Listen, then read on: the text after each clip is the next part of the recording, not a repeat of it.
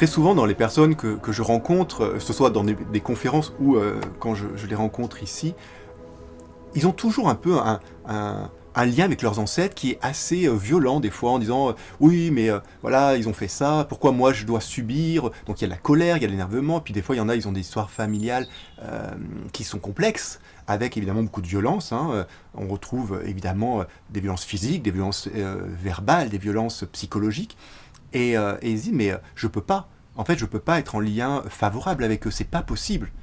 Et, euh, et en fait, si. C'est-à-dire que même les pires ancêtres, en tout cas les pires quand j'entends ça, ce terme-là, il faut se rappeler une chose, c'est que nos ancêtres ont toujours fait ce qui était au mieux pour eux au moment où ils l'ont fait.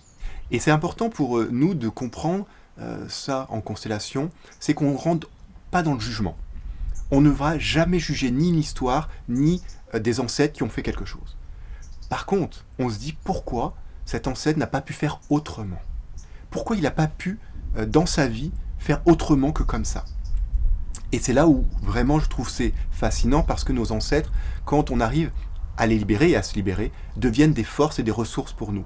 Et donc, on n'a pas d'ancêtres vraiment qui sont que mauvais. C'est juste des ancêtres qui ont vécu quelque chose et qui, à un moment donné, ont bloqué, ont sclérosé, ont fait un nœud. Et bah, on est, oui, sous l'influence de ces nœuds. Et en libérant ces nœuds, on se libère nous, et on libère aussi les ancêtres, évidemment. Et on libère toute la famille de tout ça. Et, euh, et donc ça devient toujours des ressources, au final, pour nous. Donc toutes les histoires familiales, même les pires, on peut peut-être se rappeler qu'elles peuvent devenir une ressource pour nous aujourd'hui. Même si au départ, c'est pas évident de le concevoir, je l'entends bien.